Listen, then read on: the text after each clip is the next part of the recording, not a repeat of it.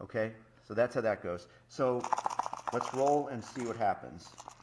I think we can let's set that right over there. Okay, so we're going to take phase 3, of course, was chaos. We're going to take the chaos dice and put them here.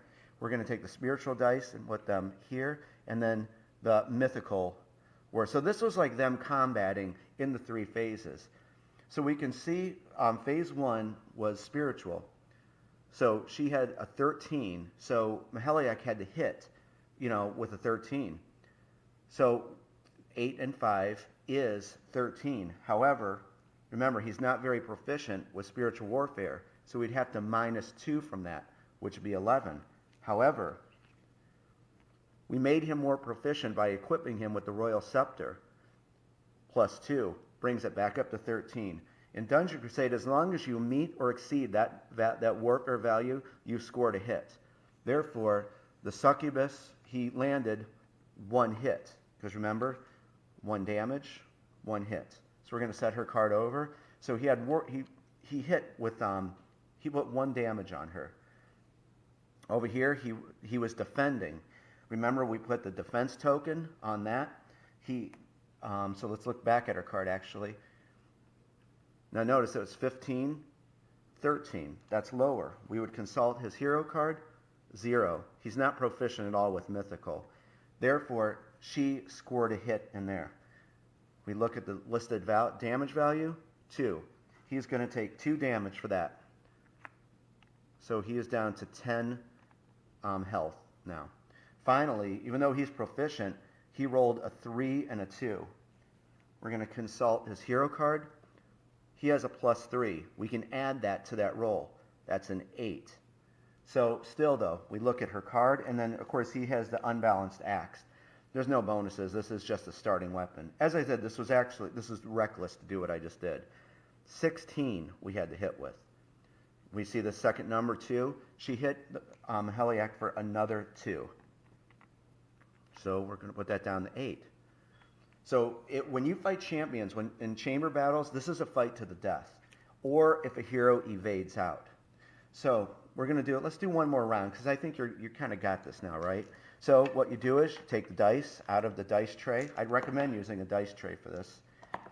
And we're going to go back over here to this, down to our warfare chart.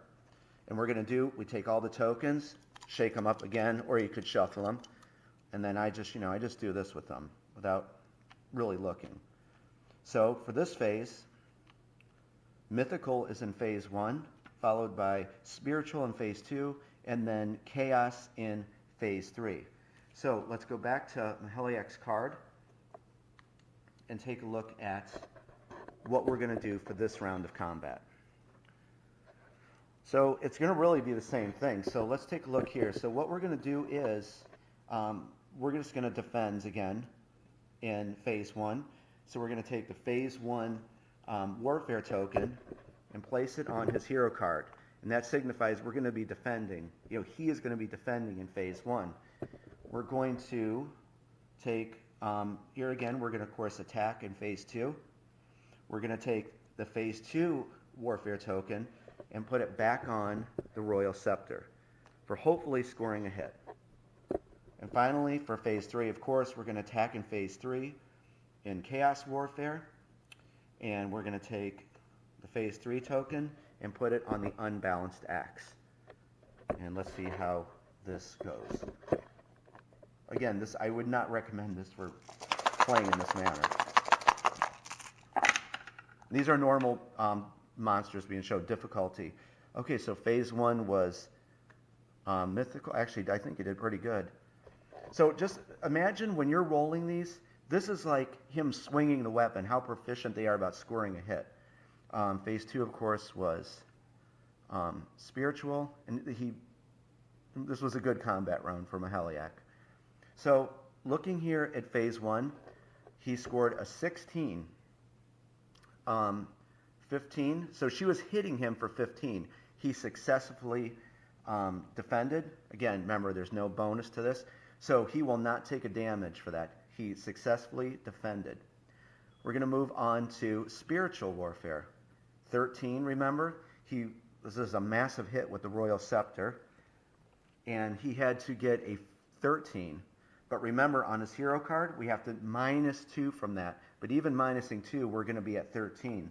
So he did land a hit, and then we would add the bonus of +2. So he did an awesome hit on the succubus. So we're going to put yet another damage. So now she has 2 damage on her. Okay? Finally, and this is like his specialty, phase 3 was chaos, and that was a massive hit for 14. Looking at his hero card, +3, so that's 17. And again, he does 1 damage with the unbalanced axe, no bonus to the Chaos Warfare roll. It's a great starting item. Let's consult the succubus's card, 16. So what we say, 14, 16. So he just barely got that in, but he landed a hit. Furthermore, he would be hitting her for another damage. So I would take those 2 off and just put a 3 on there. Okay? So there you go. So actually, he's doing pretty good. But, you know, he rolled incredibly well for doing that. So I will leave it like that so I don't draw it out. But that's kind of the combat system in Dungeon Crusade. And so we're going to get into some more combat here. I hope you really enjoyed that. And I'm telling you, the combat is so much fun in this game. You know, like how you can build your heroes and equip them with different things. And you know what? Even though, let's say that even though, remember, he's level 1. Remember the Band of Nightfall? This is a tier 2. If he was tier 2, he could equip this. And you know, in the mythical warfare phase, he could have added a +3. And this is a ring item. So I hope this just scratches the surface of like how the combat mechanics work and how you can build your hero. And it really is, it's a lot of fun. You know, this whole system. So we're going to speed this up, and let's say that he was successful, even though I don't know if he would have been. She only had 2 more hits left. So what we would do is, let's say he successfully killed her. That would qualify for him getting a Valor token. So what we do is, you know what, how would we do this? Put it here since this is a good backing. So he would, of course, get the Valor token, and then he would get double the amount shown for all of these. So he would have 2 loot rolls, and basically you would take a D20, see 16 plus. If he got 16 or higher, you would get to draw from the loot deck. Okay? So that's how that works.